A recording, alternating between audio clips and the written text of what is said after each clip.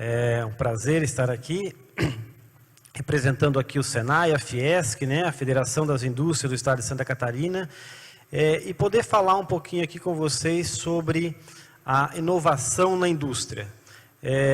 Vocês vão poder estar acompanhando aqui na tela algumas informações. Não sei se vai dar para ver muito bem, está um pouco escuro, né? Ou um pouco claro, que prejudica um pouco a imagem. Mas a minha intenção aqui é falar, então, da inovação na indústria.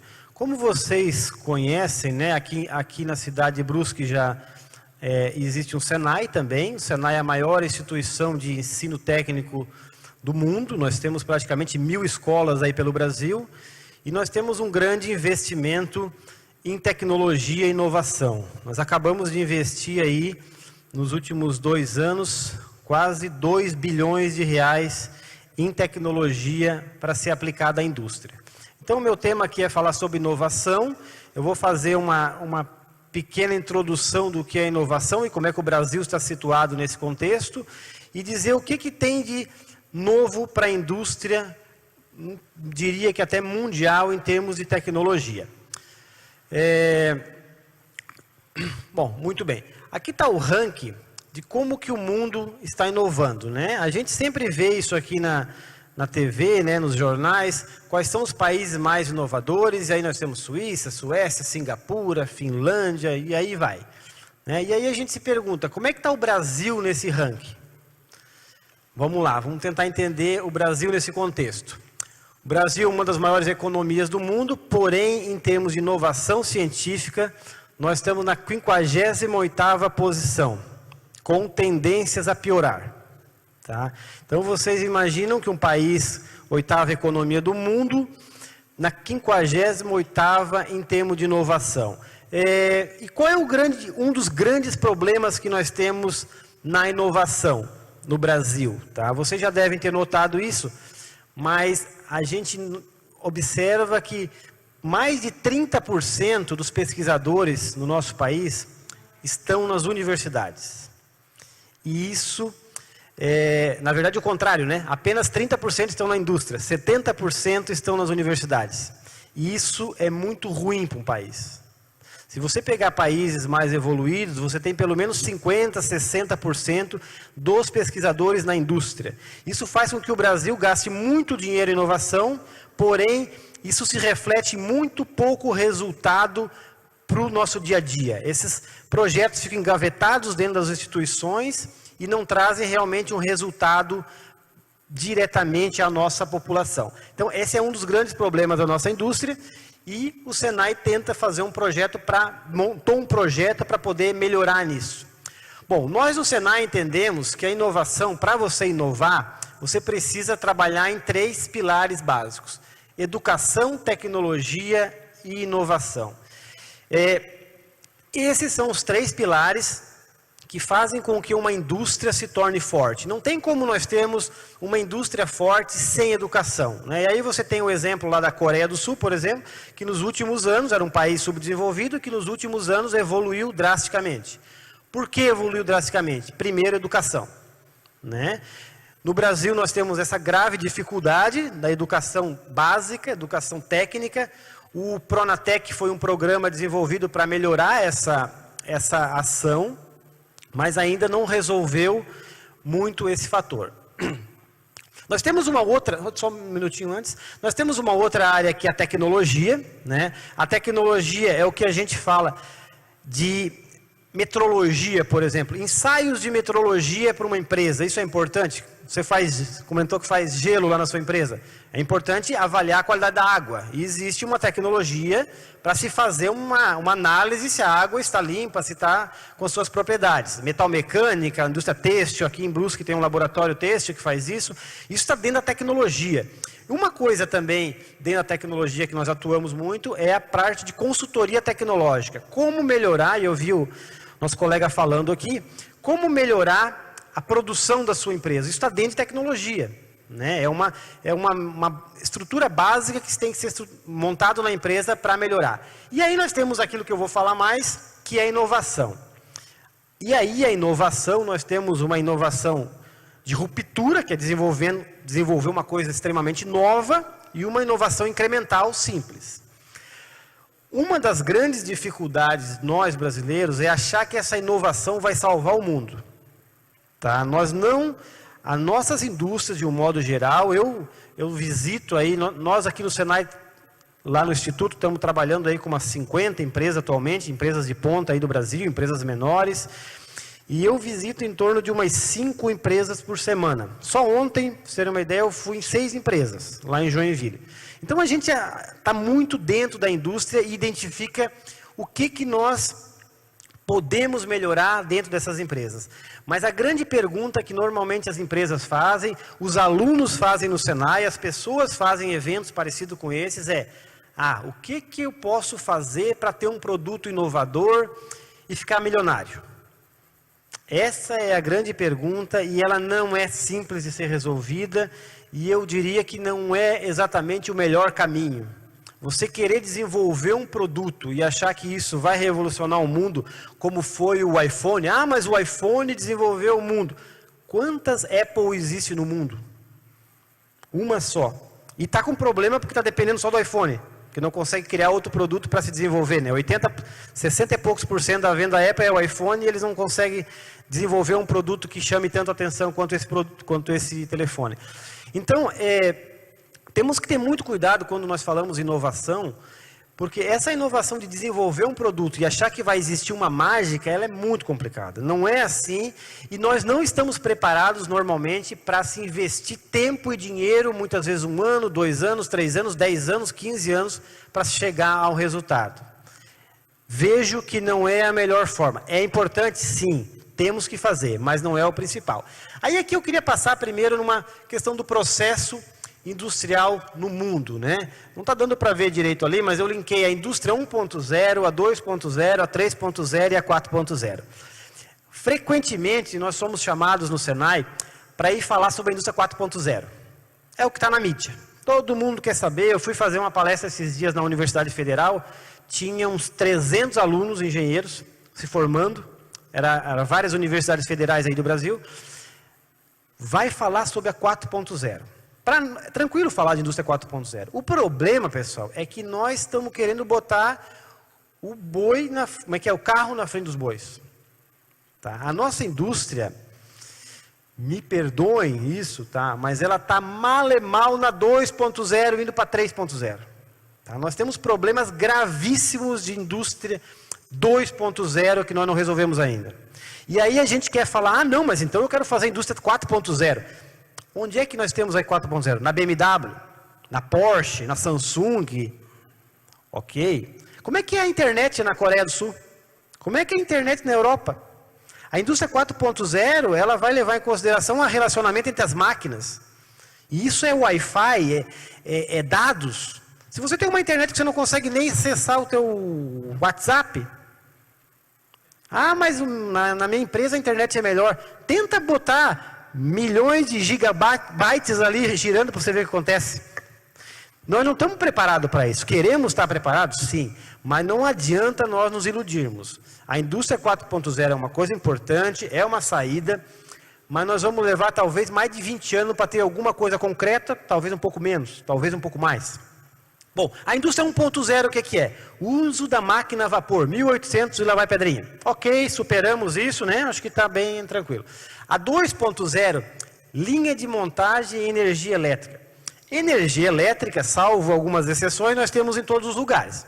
Agora, linhas de montagem eficiente, me perdoem, 80%, 90% das empresas que nós visitamos aqui no Brasil, em Santa Catarina, não têm linhas de montagem adequadas que possam tirar a melhor produtividade daquela linha. Provavelmente mais de 90%. Nós estamos com um problema gravíssimo em indústria 2.0. 2.0, hein? 1915, 1913, 1900 e pouquinho, quando o Ford começou a fazer os carrinhos série. Nós não resolvemos essa ainda, tá? Automação, aí vem a 3.0. Automação com eletrônica, robótica e programação. Quantas fábricas vocês conhecem, aqui em Brusque, ou no Brasil, ou em Santa Catarina, que trabalham com linhas de produção automatizadas e com robôs. Algumas aqui, eu conheço algumas aqui de Brusque, mas são muito poucas. Provavelmente tem mais robô numa fábrica de quintal do Japão do que numa fábrica top de linha aqui de Brusque. Então nós estamos muito. Por que isso? Porque o custo de um robô aqui no Brasil é muito caro, a mão de obra, por outro lado, é muito barata, né? Você pega uma fábrica, uma mineradora de carvão, por exemplo. Uma mineradora de carvão, uma máquina que extrai carvão lá, 7 quilômetros, que nem a gente estava outro dia debaixo do solo, ela substitui 15 mineiros.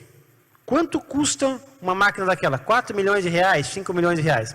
Quanto custa 4 mineiros? Isso que o mineiro ganha bem ainda. 15 anos se aposenta, é uma maravilha. Mas eles não trocam. Se você vai em Criciúma, nas principais mineradoras, você vai ver muito mineiro, 2 ou 3 máquinas dessas. Enquanto que no Japão você vai ver um monte. Né?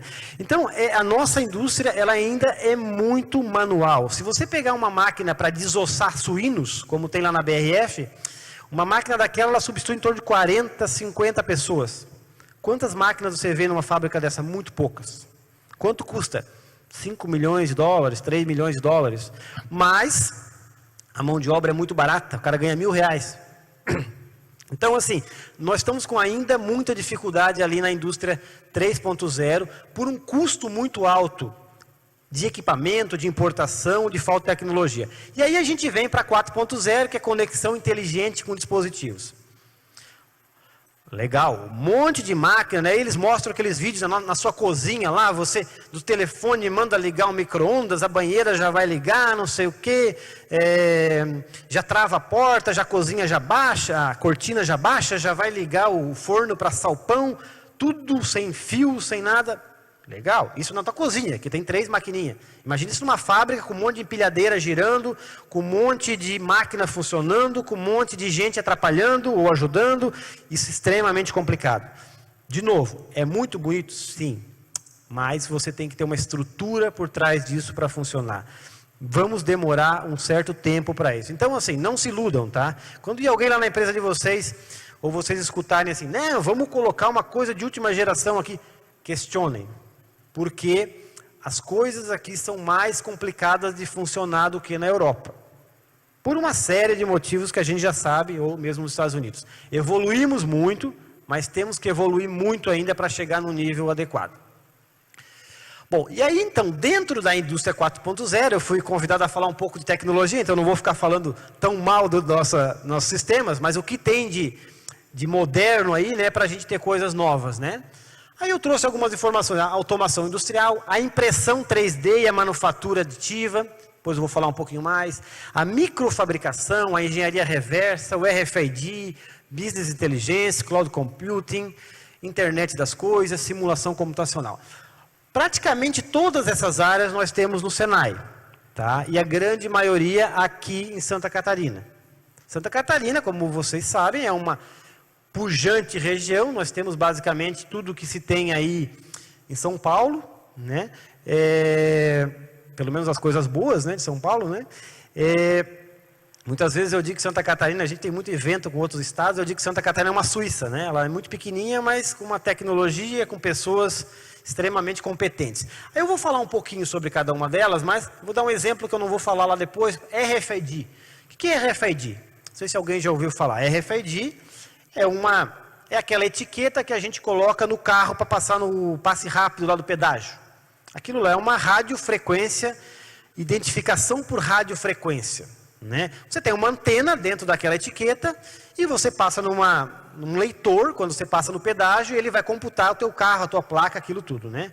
Ah, é uma tecnologia nova isso, 1940 e poucos foi inventado, antiga.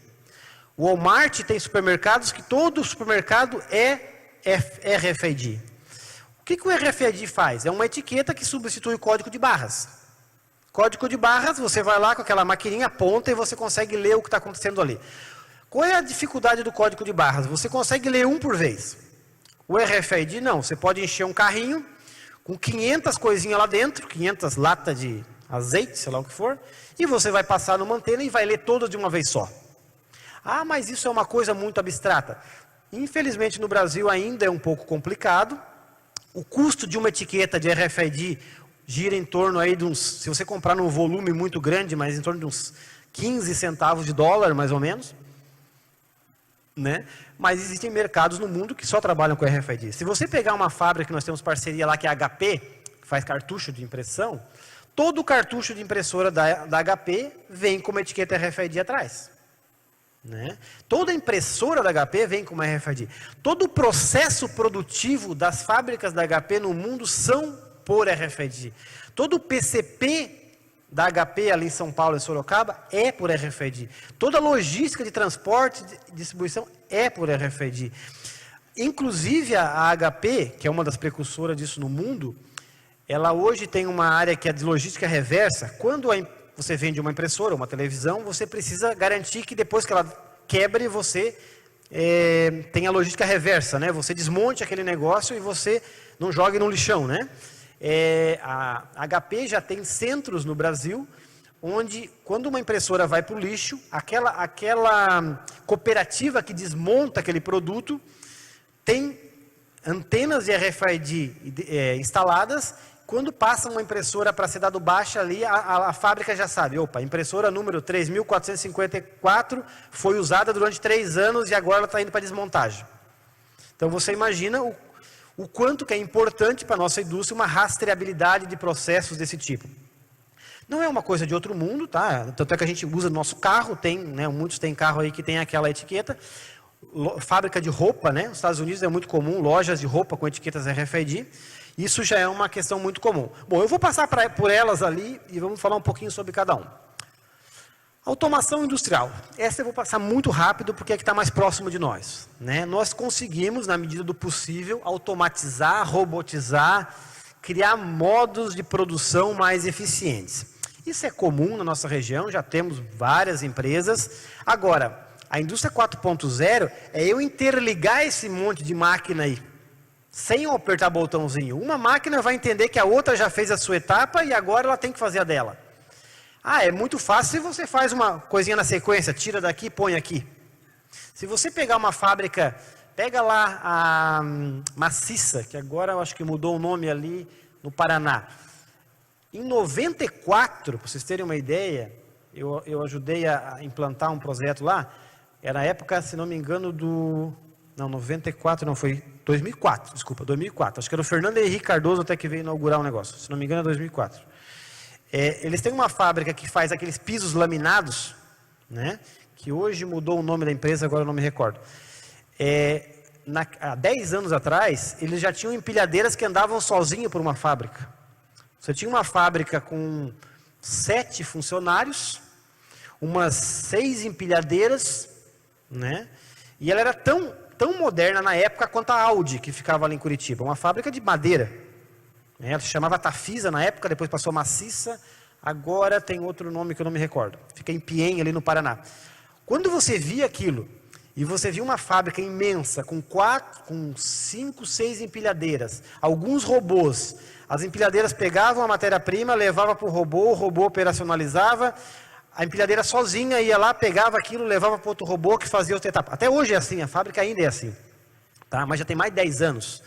E aí quando eles diziam, mas tenta ficar na frente da empilhadeira para ver o que acontece. Aí você com muito cuidado ia lá, ficava, a empilhadeira parava. Você imagina a complexidade que é você fazer isso há 10 anos atrás. Isso ainda nem é indústria 4.0. Tinham, se não me engano, 6 ou 7 operadores nessa fábrica. Aqui numa cidadezinha do interior de Paraná. Né? Então, isso é automação com um pouco de inteligência de informação. Bom, vamos passar para os próximos. Aí a gente vem para um outro assunto que eu não sei se vocês já ouviram falar. Com certeza vocês já ouviram falar em impressão 3D, que é um modismo. Todo mundo acha que isso também vai salvar o mundo, porque algumas pessoas inventaram de fazer umas próteses lá com a impressora 3D. Legal, eu acho muito interessante, acho que isso ajuda muito a comunidade. Mas não dá para a gente achar que uma impressora 3D... Outro dia eu vi uma reportagem que já querem fazer casas com impressora 3D e etc e tal. Legal também, mas não acha que isso vai salvar o mundo. É um equipamento que já foi criado há muitos anos atrás e que consegue fazer algumas coisas. Mas o que eu vou falar aqui chama manufatura aditiva. Isso é uma impressora 3D também, de alta complexidade. Quantas dessas nós temos no Brasil? Muito poucas. Nós temos uma no Senai ali em Joinville, tá? É uma máquina que custa mais ou menos uns 3 milhões de reais, tá? E ela faz impressão em metal. Então, se eu quiser desenhar, fazer aquela caixinha ali em metal, eu vou conseguir fazer. Se eu quiser fazer em plástico, eu vou fazer também. Não nessa máquina, em outra máquina mais simples, mas eu consigo construir uma série de equipamentos.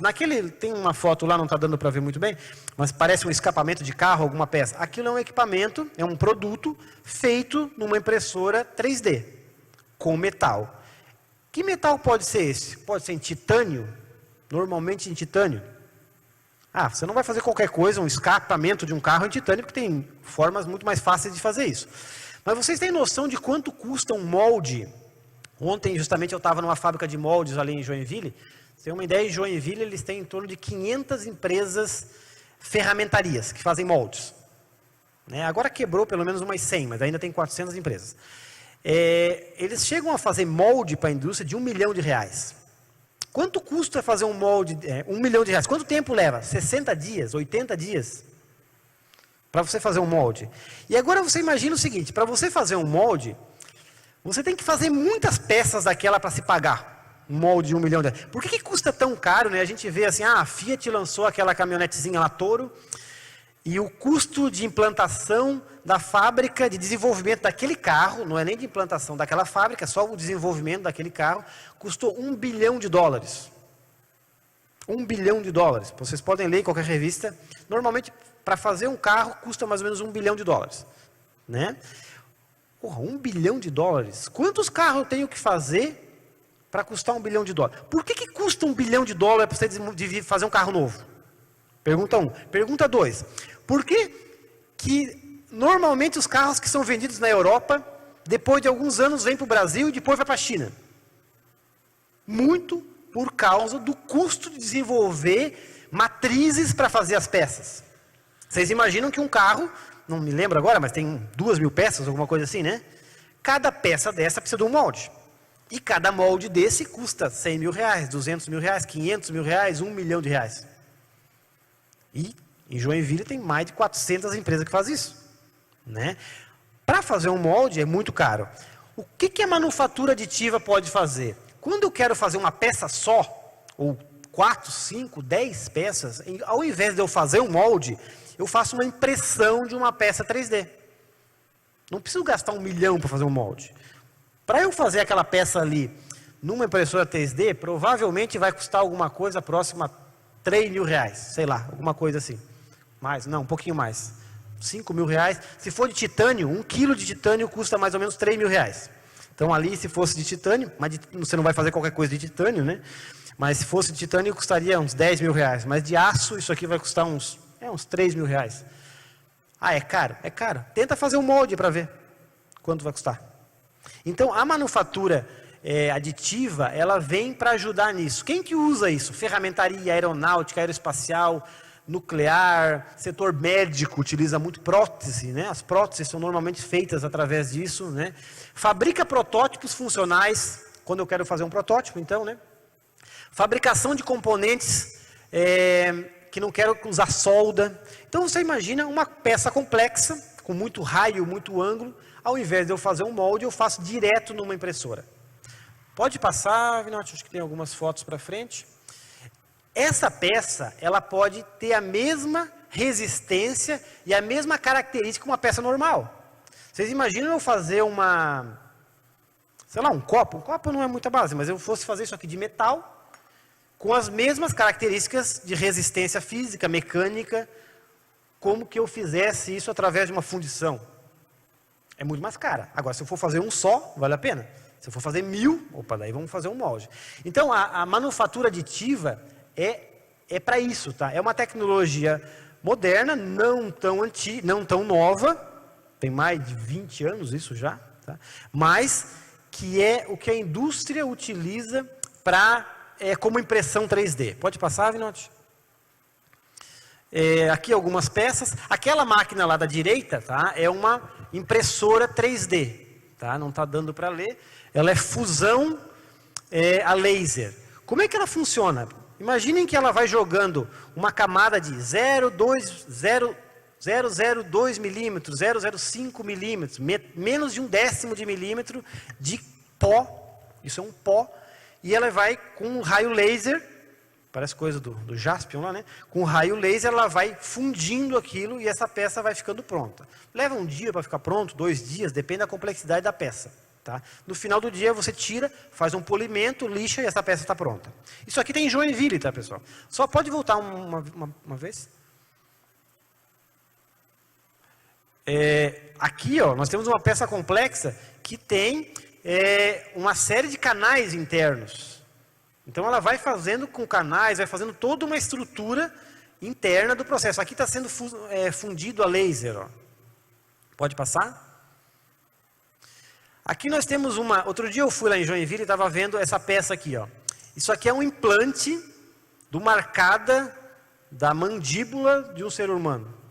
Isso aqui é feito numa impressora 3D em titânio. Tá? Como é que funciona? Você faz um desenho no CAD, primeiro você tira um raio-x, provavelmente da face da pessoa, que tinha quebrado um osso ali. Aquilo é feito um desenho em 3D. Esse desenho em 3D você passa para a máquina, e a máquina faz a impressão dessa peça. Quanto tempo leva isso daqui? Um dia de trabalho. Quanto custa uma peça dessa? R$2.000. É caro, depende do ponto de vista, né? Mas, imagina a utilidade que você tem numa peça dessa para essa pessoa que quebrou essa mandíbula aqui. Ó. Aqui não está dando para analisar. Então, esses produtos são feitos em impressoras 3D. Então, assim, quando vocês ouvirem falar em impressora 3D, lembre-se, não é apenas aquela impressorinha de R$2.000 que a gente compra aí na internet para fazer coisinha de plástico. Aquilo também é importante. Essa custa 2 milhões. Já muitas empresas fora do Brasil possuem isso, tá? Pode passar. Outra inovação que eu vejo na nossa indústria, né? A microfabricação. Fabricação de componentes muito pequenos. Não estou nem falando em nano, tá? Estou falando em micro nesse momento, tá? Vocês imaginem que nós temos uma máquina ali em Joinville, que é essa máquina aqui, ó, no Senai. É uma máquina que fica numa sala, é um centro de usinagem, deve ter uns 2 por 3 metros, uns 2 metros de altura. E você coloca a ferramenta, para quem é de usinagem, com um microscópio.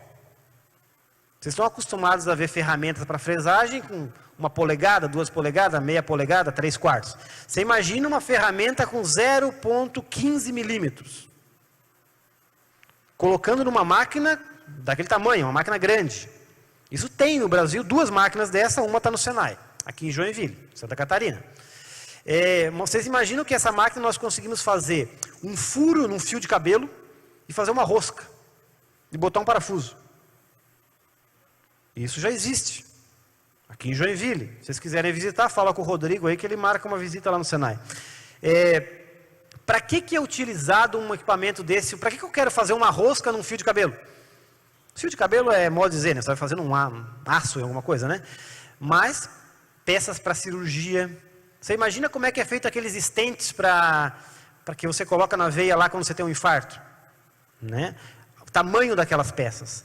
Isso você precisa fazer através de equipamentos muito precisos. Né? Essa aqui é uma microusinagem, né? Uma microfresadora, né? Dando para ler ali, de 5 eixos.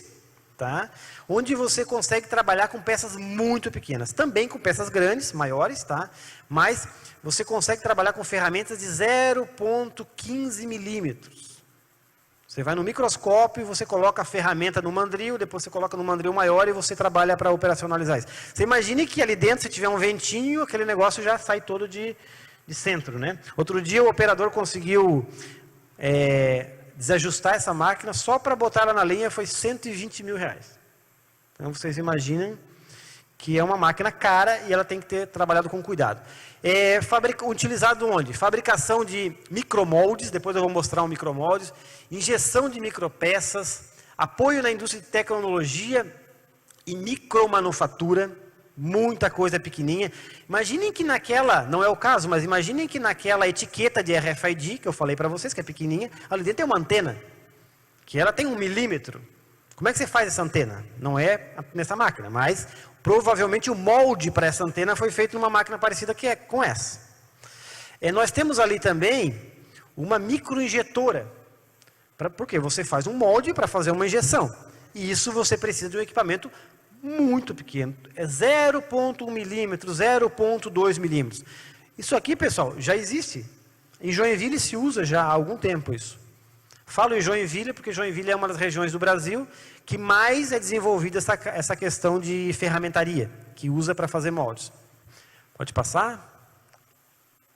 Dá uma olhada aqui, ó. Pena que vocês não estão conseguindo ver direito, mas isso aqui é uma peça microusinada. Pegando aqui com uma pinça, né? Olha essa peça aqui, ó.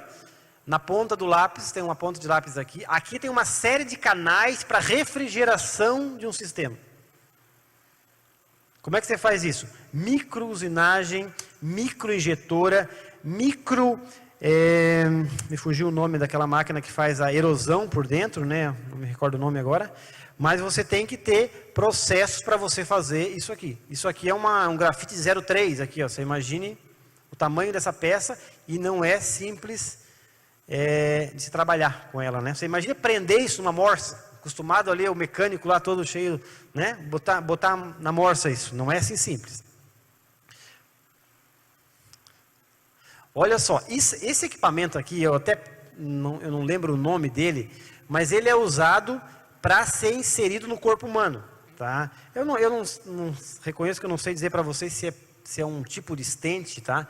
Um dia que eu estive lá, eles estavam montando isso aqui. Ele entra como um fio e depois você dá um acionamento nele, ele fica como uma aranha, tá? Eu sei que vai na veia, mas eu não sei exatamente para que é. Parecido com um stent. Isso para se fazer isso daqui, isso aqui deve ter 1 centímetro de altura aqui, tá? Para fazer isso aqui, olha a complexidade que foi fazer esse molde, que virou isso aqui, para daí produzir essa peça. Então essa é uma tendência cada vez maior de se desenvolver peças complexas, né? E vocês notam que os computadores diminuíram, os celulares diminuíram, tudo tem diminuído o tamanho e para isso se usa tais tecnologias. Pode passar. Uma outra que também temos e possivelmente temos até aqui na região, chama engenharia reversa, né? O que é engenharia reversa? O que a engenharia faz? A engenharia vai lá e eu mando o engenheiro fazer uma caixinha, ele faz aquela caixinha, né? O que é engenharia reversa? Eu dou a caixinha e digo assim, desenha, faz um projeto com base na peça física, né? Os chineses utilizam muito isso para copiar, né, peça dos outros, né? Agora, continuam ainda, né? Mas como é que eu poderia copiar uma peça de outra empresa? Sei lá, uma peça, esse copo, né? Através da engenharia reversa. Existem scanners, temos isso no Senai também, mas algumas empresas já possuem, isso não é um equipamento tão caro, que ele faz uma leitura da medida, de todas as medidas desse copo, ou dessa peça, e faz o desenho dele no CAD através do produto. Normalmente a gente tem o desenho e faz o produto, né? A engenharia reversa é o contrário, você tem um produto e faz o desenho. Ou você tem o produto e vai verificar se as medidas estão adequadas, que pode não estar. Você imagina uma peça complexa daquela, se você errar meio milímetro. Você está ferrado, né? Você vai colocar um stent no corpo humano da pessoa, uma prótese aqui no teu queixo, e essa prótese está 3 milímetros errado. Você está complicado, né? Tua dor de cabeça vai pegar todo dia, provavelmente. Então, a engenharia reversa faz a digitalização da peça. Faz moldes, controle de metrologia, né, as medidas da peça. Onde é utilizado? Muitas partes da indústria. Hoje até a indústria de móveis, por exemplo, utiliza. Você pega uma cadeira e você escaneia ela todinha, né? Eu mandei fazer um protótipo numa cadeira, peças muito artesanais, por exemplo, na Itália tem muito disso. O design faz uma cadeira de plástico, sei lá, de polímero, e ele faz daquele jeito, né? Vai shapeando, né? Como fala o pessoal do surf, né? Faz a prancha, vai fazendo, ele tira um pouquinho aqui. Se vocês virem, moto é muito feito assim também, carro é feito assim, né? Eles fazem a peça tipo um barro, né? Tipo uma argila, né? Que é um produto próprio para isso. Até outro dia eu vi naquele Autosport, eu acho, uma moto, né? Eles fizeram o tanque da moto e o designer ele vai e começa a pegar o tanque e começa a raspar aquilo ali. Ah, ficou bom aqui, ficou muito alto, ficou muito baixo, enche um pouquinho, tira um pouquinho. E esses designers, eles usam realmente fazer a peça. E depois você tem que fazer o desenho. E não é tão simples para esse cara fazer o desenho. Então o que que faz a engenharia reversa?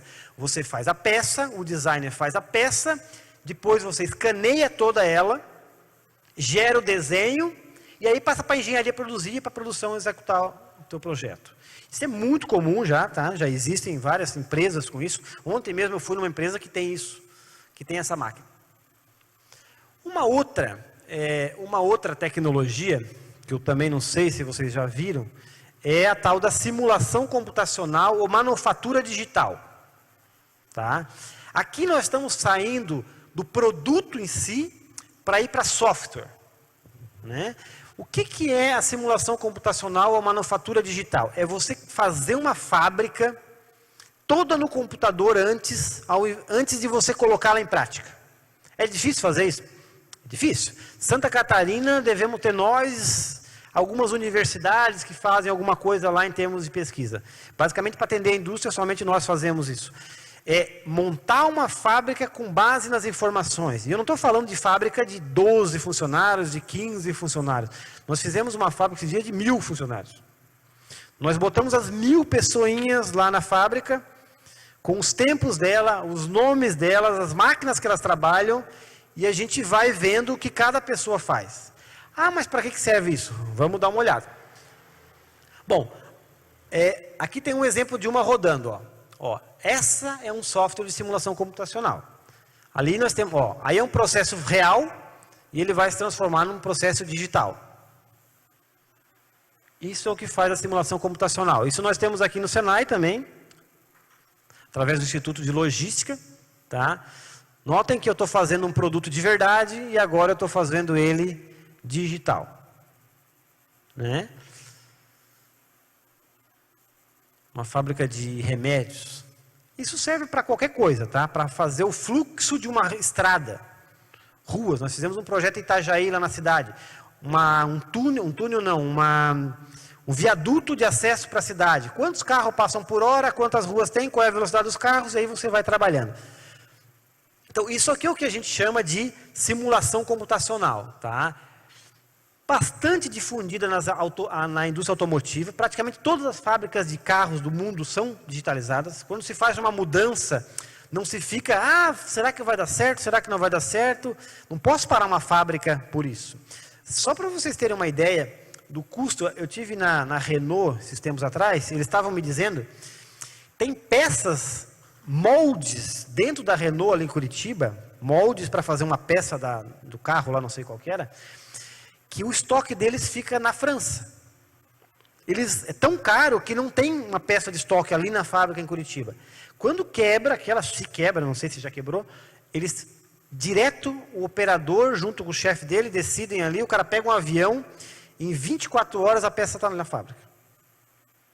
Por quê? Porque é muito caro. Então você não pode parar uma linha de produção que custa 1 bilhão para você desenvolver um produto, e aí você para porque quebrou alguma coisa. Para porque eu tentei botar um layout diferente e deu problema. Você imagina quanto custa parar um negócio desse? Nem pensar. Então, você simula isso tudo antes. Qual é a vantagem da simulação computacional? Análise de decisão, tomada de decisão. O que eu vou colocar? Qual é a máquina que eu vou colocar aqui? Qual é o produto que eu vou colocar aqui? Vocês imaginam que para a gente ter aquele funcionamento antes, Vinotti pode voltar um pouquinho naquele vídeo?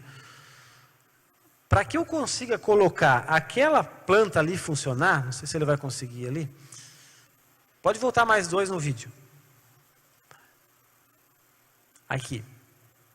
Para eu conseguir colocar esse negócio aqui funcionar, pessoal, eu preciso entender aqui todas as máquinas que eu tenho aqui, todas as pessoas que eu tenho aqui e todos os indicadores de produção. E aí você chega numa empresa e pergunta assim, você sabe quantas pessoas trabalham na fábrica? Umas 80. Não, quantas exatamente? 72, daqui a pouco é 90. Mas quando falta o João é diferente. qual é o tempo de operação de cada etapa do teu processo? Não tem. Ah, tenho, mas está errado, tenho, mas não dá para confiar.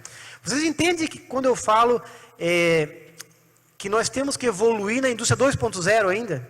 Isso aqui, ó, dá para dizer que é 4.0, tá? 4.0 não, na verdade é 3.0 aqui. Mas eu preciso de informação da 1.0 praticamente, da 2.0. Então eu preciso alimentar esse software com informação precisa, senão não vai bater. A minha conta não vai fechar. A minha fábrica não vai funcionar. Então eu tenho que ter todas as informações de um processo produtivo para que eu consiga chegar. Eu falei o exemplo da estrada. Ah tá, quantos carros passam por hora? Qual é a largura da estrada? Se chegar um caminhão maior, vai entrar? Né? Normalmente numa fábrica dessa, pode passar aí, Vinote. Normalmente numa fábrica dessa, a gente fez uma esses dias, que tinham 1000 variáveis. Você imagina o que é você gerenciar uma fábrica era um abatedouro de suínos, por exemplo, que tinha 1000 variáveis. Ah, eu posso fazer de um jeito, eu posso fazer do outro, o cara pode fazer assim, o porquinho pode levar 3 segundos para morrer, mas pode levar 5, o cara que corta lá a paleta pode ser de um jeito, mas pode ser de outro. 1000 variáveis. Nossa cabeça não consegue processar isso. Um computador consegue muito mais fácil. Então, calcula variáveis dinâmicas, né? A gente fez recentemente uma fábrica de roupa, lá em Goiás. Toda uma empresa que produz camisa e calça, etc. e tal, tudo através disso. A gente teve que saber quais são as máquinas que eles utilizam, quais são as pessoas, quanto tempo que essa pessoa leva para pregar um botão, quanto tempo a pessoa, depois que prega o botão, ela põe para outra etapa, todas as etapas, todas. Normalmente dá 200 processos, 50 processos, 300 etapas, isso tudo tem que ser mapeado. Pode passar? Benefícios da simulação. Comparar benefícios e prejuízos entre cenários. E aí a gente cria cenários. Por exemplo, um projeto que eu falei que a gente fez na prefeitura. Será que é melhor botar um viaduto, ou será melhor botar um túnel, ou será melhor botar uma rótula, ou 3 semáforos? E aí você faz uma análise de investimento. Ah, o viaduto custa mais caro. Será que se paga? Em quantos anos vai se pagar? Ah, mas vai se pagar, mas ele vai durar 20 anos. Crescendo 10% ao ano, ele vai suportar 20 anos. De repente, aí cabe uma análise técnica para ver o custo desse negócio todo. Identificar gargalos. Essa fábrica que eu falei para vocês que a gente fez de suínos, um abatedouro de suínos, eu acho que é o maior do Brasil até. Abate 7.300 suínos por dia. Então, 1000 pessoas. Nós fizemos um trabalho de balanceamento de linha, que é o quê? É você botar o número de pessoas certas nos lugares certos na hora certa. Nós conseguimos diminuir 73 pessoas e produzindo a mesma coisa. Ah, mas as pessoas vão trabalhar mais? Quase nada mais. Tá? Onde é que foi a grande sacada? Tinha lugar que tinha gente de mais e tinha lugar que tinha gente de menos. Isso é muito comum nas nossas empresas.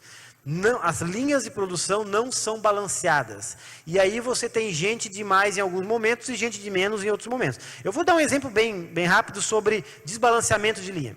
Se você pegar, por exemplo, no Brasil, como é que a gente tem um supermercado, e aqui no Brasil as pessoas são acostumadas a receber o salário uma vez por mês, lá pelo dia 5, né? E chega entre o dia 1º e o dia, 7, você vai no mercado, tá cheio pra caramba. Não é isso? Quase sempre a mesma coisa, né? Cheio pra caramba. Por que está cheio pra caramba? Porque as pessoas recebem tudo na mesma semana, basicamente. E aí o mercado tem que fazer o quê? Tem que encher de vendedores e de caixa, não sei o que e tal, para poder dar conta daquela demanda. Como é que faz na Europa? Normalmente, as pessoas recebem por semana. Não sei se eles pensaram nisso, tá? Mas o fato é que é assim, né? Na Inglaterra, na Europa, nos Estados Unidos, normalmente se recebe a cada 15 dias ou a cada semana. 90% da população recebe desse jeito. Se você recebe toda semana, você não tem necessidade de você ir no mercado uma vez só no mês e compra um caminhão de coisa. Você vai a cada semana e compra o que é necessário. Você não gera estoque e, por contrapartida, o mercado não precisa estar com aquela estrutura mega ociosa que nós temos aqui entre o dia 7 e o dia 30. Alguém está pagando essa conta, somos nós. Nós estamos pagando essa conta. Né? Isso é um exemplo de desbalanceamento de linha. Carro nas rodovias que são extremamente cheias e outras que são vazias, e na indústria é a mesma coisa. Tá? É aí que nós temos muito a ganhar, pessoal. A eficiência da nossa indústria, ela é da ordem, segundo dados da Fiesc, de 50%, 55% no máximo. Pensem, 55%, um pouquinho mais da metade. Nós somos eficientes um pouquinho mais da metade. Tá? Qual seria um número bom? 85%. Tá? Vocês sabem qual é a eficiência de uma fábrica da Embraco ali de Joinville? 89%. É uma das melhores do mundo, do Brasil, uma também muito boa. 90 e poucos é um bom número. Acima dos 80 já é bom. A nossa média é 85. Cuidado com média, né? Média, se média é 55 e algumas são 80, entendo que algumas são 30. Né? Nós temos que pensar mais, nós temos que analisar melhor as coisas. A gente foi a um evento agora esses dias e o pessoal da Toyota estava apresentando lá em São Paulo como é que eles trabalham em muitas fábricas. Não sei se em todas, mas em umas fábricas que eles mostraram lá. Eles têm 2 turnos, eu nunca tinha pensado nisso, nem sabia que fazia assim. Eles trabalham em 2 turnos e entre o turno 1 e o turno 2 eles param 2 horas. Por quê? Aí o japonesinho lá, porque a gente não quer quando a gente tem que fazer setup, quando a gente tem que limpar, quando a gente faz naquelas 2 horas. Quando a produção aperta, a gente trabalha as 2 horas. Ah, mas não é importante, não podia então ter 3 turnos? Não, a gente prefere pagar hora extra, se necessário, de vez em quando, ampliar a produção. Aí a gente não precisa encher de gente, depois tem que demitir tudo de volta. Não sei, é para nós pensar. Nunca tinha pensado. Né? Eu não sei se vocês têm aqui em Brusque, mas em Jaraguá do Sul, por exemplo, aquela região ali, se for pegar, tem muita fábrica ali que trabalha das 5 da manhã até, acho que é 2 da tarde, uma coisa assim, né? 1, 2 da tarde. 3 da tarde fecha. Você vai em várias fábricas naquela região, 3 da tarde está fechado. É bom ou é ruim? Não sei. É o melhor para eles. Porque muita gente trabalha na agricultura e quer ter a vaquinha lá em casa depois, quer ir no comércio, não sei o quê. 2 horas vai embora e pronto. Vantagem? Não sei. Tem que avaliar, tem que fazer conta, nós temos que fazer mais conta.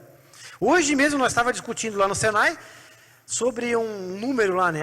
E aí alguém falou alguma coisa assim, mas eu vou comprar um carro financiado e eu vou pagar 1%. Aí o outro falou, mas eu vou pagando 1,5%. Numa conta bem idiótica, 1 para 1% para 1,5% de taxa de juros é 0,5 a mais. Não, é 50% a mais que você está pagando. E a gente não faz essa continha.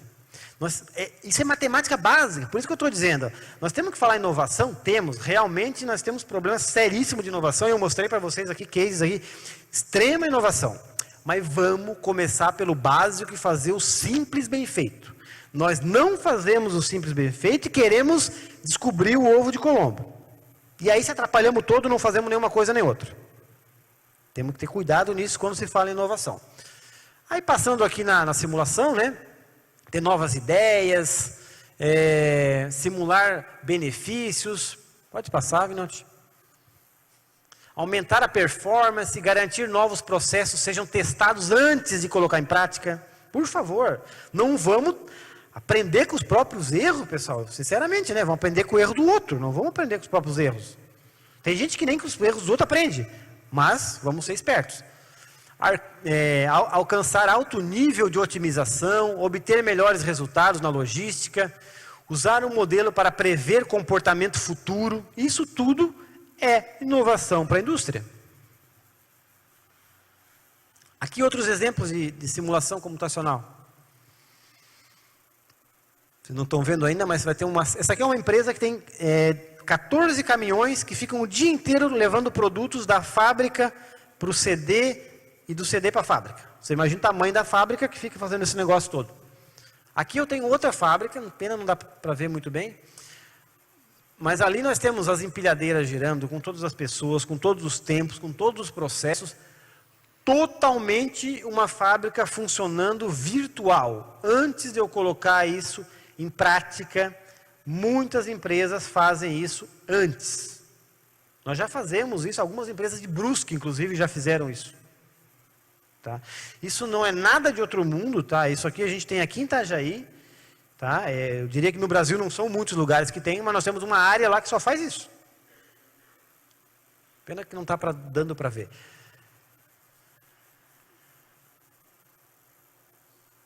Agora, só rapidinho, eu vou passar mais 5 minutinhos o que é o Instituto Senai Tecnologia. Tá? Isso tudo que eu falei no Senai são coisas que nós já temos lá. Nós investimos aí no Brasil em torno de 2 bilhões de reais. Entenda que isso é muito dinheiro. Uma máquina daquela custa 2 milhões, 3 milhões, 4 milhões. Nós criamos alguns centros de tecnologia no Brasil. O nosso ali de Itajaí, junto com esse de Joinville, foi o primeiro a ser inaugurado. Eles foram no mesmo dia, inclusive. Eles foram inaugurados em dia 4 de fevereiro de 2014, então está fazendo 2 anos e alguma coisa. Né? E a gente atende uma série de áreas. Cada colmeia daquela de uma cor é um centro de tecnologia aqui em Santa Catarina. Tá? Em Santa Catarina nós temos 10 centros de tecnologia. Então nós temos um de metal mecânica, que é onde eu falei daquelas máquinas. Nós temos um de logística, que é onde eu trabalho aqui em Itajaí. Nós temos um de alimentos, lá de Chapecó. Então é muito focado, tem quase 100 pessoas trabalhando nesse centro de tecnologia para testar alimentos, desenvolver novos alimentos. Nós temos de eletrônica em Florianópolis, nós temos de calçado e têxtil e vestuário em Blumenau, nós temos de elétrica em Jaraguá do Sul, e em Itajaí nós temos um de logística. Pode passar? No de logística de Itajaí, o que a gente faz? Logística de suprimentos, como botar o produto dentro da tua empresa. Segundo, distribuição e armazenagem. Como armazenar tudo que eu tenho na indústria. É impressionante como a nossa gestão de armazenagem é ruim. Nós fizemos um projeto esses tempos numa empresa, onde o dono tinha comprado potinho para o produto dele. Pasmem, quando a gente perguntou, tá, mas quantos potinhos você comprou? Ah, não sei quantos mil. Quanto você faz por mês? Ah, não sei quantos. Dava para 15 anos. Por que você comprou isso? Ah, estava barato. Pessoal, não se iludam. Vocês acham que você vai manter um produto, uma caixinha de, sei lá, de qualquer coisa, por 15 anos? Você não vai mudar nem a logo da tua empresa, nem o produto. Aquilo vai para o lixo. Ele vai usar 1 ano, 2 anos e depois vai fazer uma promoção. Aquilo está ocupando espaço dentro da empresa dele. Daqui a pouco ele está fazendo outro galpão para botar as coisas. Nós temos que tirar da nossa cabeça que empresa grande é uma empresa boa, que área construída grande é a área boa e que faturamento grande é coisa boa. Não, o que é bom é lucro, no final da conta. Se quanto mais lucro eu conseguir ter no menor espaço, com menos gente, e num espaço menor, melhor, muitas vezes eu tenho que crescer e aí eu tenho que realmente expandir. Mas você está tirando pelo menos 85% daquilo que você tem? Se pergunte. Ah, beleza, então eu estou usando 85% do meu pessoal, 85% da minha máquina, 85% do meu galpão? Não, legal, então você pode pensar em fazer outra coisa. Agora, limpe a bagunça primeiro, porque muitas vezes está muito bagunçado, você não consegue nem ver se está usando. Tire a tranqueirada que tem, organize aquilo lá e você vai ver que normalmente você está usando uns 50, tá? De novo, média, 55. Pensem nisso. Eu duvido, tá? Gostaria de estar errado, tá? Mas se os senhores aqui trabalham em algumas empresas ou possuem alguma empresa, eu duvido, e gostaria que vocês me provassem, que você está tendo mais do que 90% de eficiência. É muito difícil, pessoal, é muito difícil. Não me venham dizer, ah não, outro dia eu fui numa empresa, queria que a gente fosse fazer um processo de 6 Sigma, Black Belt, 6 Sigma, não sei o quê. O cara não consegue pegar uma placa na parede. Você acha que você vai fazer 6 Sigma? 6 Sigma é menos de 1% de erro. 99,999 lá. 0 ponto também. Você não consegue. Eu falei para o cara, sou bem honesto, você não conseguiu botar aquela placa lá, meu amigo. Você vai querer fazer 6 Sigma? Não. Comece 5S. Limpe as coisas, organize as coisas, limpe a tua máquina. Depois nós vamos conversar. Talvez podemos chegar na simulação, podemos ir para frente, mas vamos devagar. Vamos fazer bem feito o que tem que ser feito. Aí nós temos uma logística de produção. E aqui entra a parte do Lean Manufacturing, que é uma ferramenta de gestão de produção. Nós tivemos um curso aqui em Brusque, né, Rodrigo, esses dias aí, que foi bem conceituado aí. É como produzir mais com aquilo que eu tenho. Como ter gestão da minha produção e não ter uma série de desperdícios. Eu vou dar um exemplo de desperdício. A gente saiu de Itajaí e veio para cá para a gente conversar. Quanto tempo a gente levou para chegar aqui? 1 hora. Quanto tempo a gente vai levar para voltar? 1 hora. Quanto tempo eu estou falando para vocês? 1 hora. Qual foi a minha eficiência nesse processo? 33%. O resto, deslocamento. É um deslocamento necessário? É, mas é perda de tempo. Né?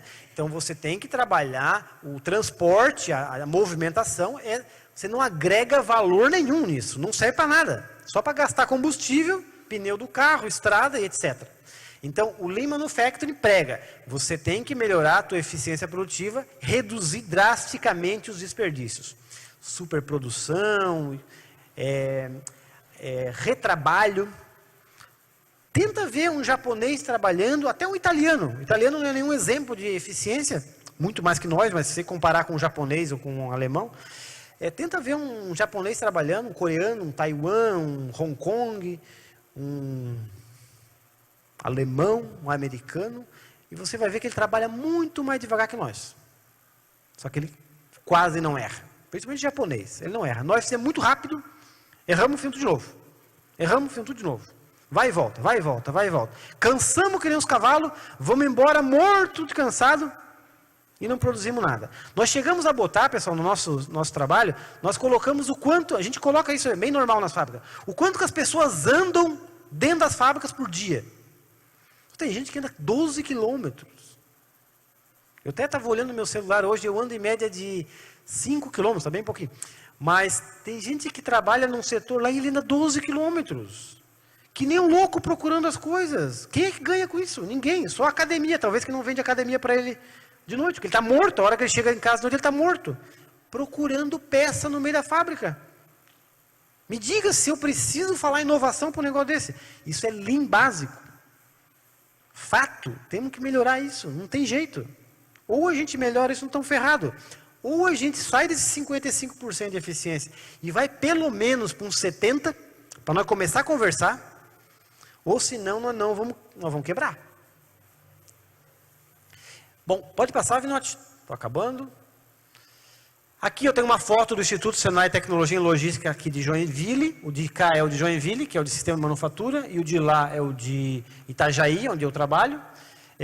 Quando vocês quiserem fazer uma visita, pode programar aí com o Rodrigo. O Rodrigo é o nosso focal point aqui, né? Rodrigo, pode passar.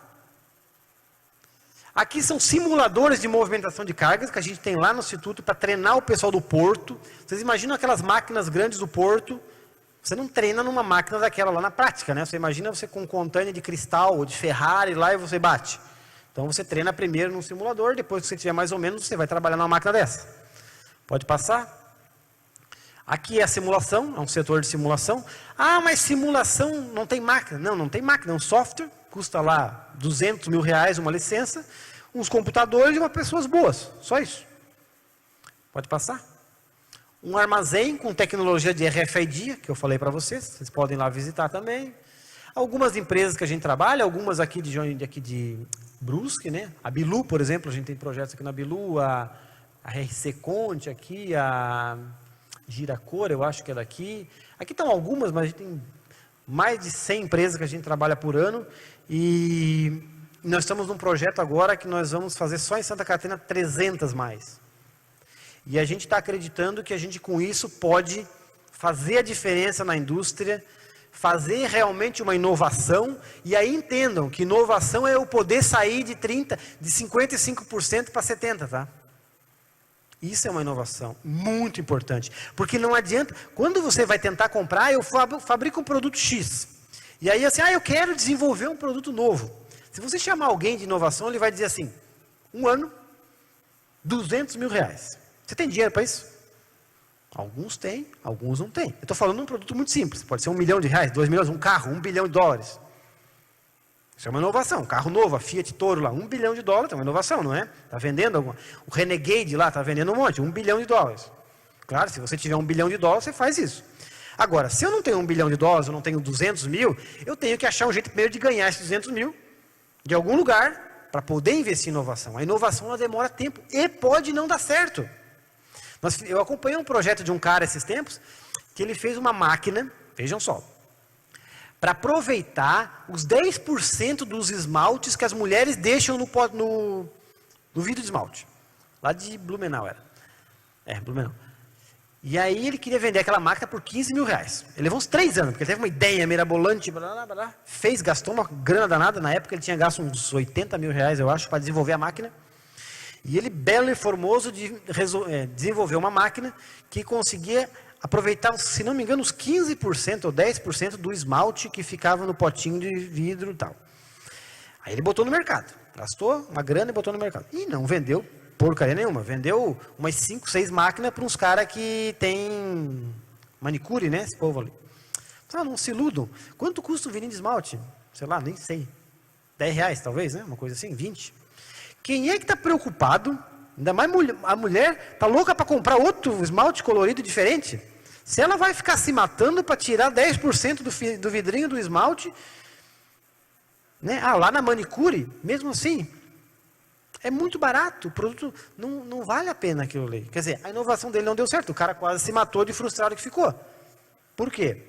Porque é um produto que não teve aceitação no mercado. E ele gastou, na época, já faz alguns anos, mais, se não me engano, R$85 mil. Né? Então, assim, ideia é muito fácil. Eles falam que são os, como é que chama? Inventores, startup, né? Um nome bonito. Inventores de PowerPoint. É muito fácil ter uma ideia e botar no PowerPoint. O difícil é tirar do PowerPoint e botar na prática e depois vender aquele troço. Então, muito cuidado para me encerrar. Quando falo em inovação, não achem que isso salva o mundo. Não achem que isso é simples. Vamos primeiro fazer o dever de casa, fazer com que a nossa empresa seja mais rentável, para poder sobrar dinheiro e aí poder inovar. Tu está dizendo que a minha empresa não tem dinheiro? Eu não estou dizendo nada, eu estou dizendo que aproveite melhor o seu dinheiro. Para encerrar, eu tive uma fábrica em São Miguel do Oeste esses dias, que o bendito do empresário foi na Itália, comprou um centro de usinagem para móveis de 50 eixos lá, que faz chover a cadeira dele. Como ele pagou R$600 mil naquela máquina, uns 200 mil euros, uma coisa assim, ele botou no meio da fábrica, para todo mundo ver que ele tinha dinheiro e ele tinha uma máquina bonita. Meu Deus do céu. Aí fez uma cadeira horrível e achou que aquela cadeira ia vender. Não vendeu. Não dá para ser assim. Só porque eu tenho dinheiro. Ele falou, mas eu tenho dinheiro para comprar. Eu falei, cara, meu dinheiro eu aplico muito melhor. Você tem dinheiro por enquanto. Talvez ano que vem você não tenha mais. Então você cuide do seu dinheiro. Não vá gastar dinheiro onde você não tem retorno, pessoal. Isso é meio básico. Uma máquina, ela tem que se pagar. Ela não pode ser comprada para ficar. E aí, tem gente turrona que chega ao cúmulo de pensar o seguinte, não, então se eu comprei uma máquina de $500 mil, ela vai trabalhar o dia inteiro. Devagarzinho, mas o dia inteiro. Burrice. Trabalhe 4 horas na velocidade correta e depois desligue. Você não vai gastar energia, não vai gastar máquina, não vai gastar um monte de coisa. Mas tem gente que pensa ainda assim. Então, precisamos dar essa virada de chave no nosso método de trabalho, tá? Infelizmente, as notícias que eu trago não são muito boas, são meio dramáticas, mas eu costumo passar a realidade, tá? Essa é a nossa realidade, é o que nós no Senai tentamos passar para as indústrias. Nós temos mais de 58, Rodrigo? 62? Estamos entre 58 e 62 mil empresas aqui em Santa Catarina, de pequena...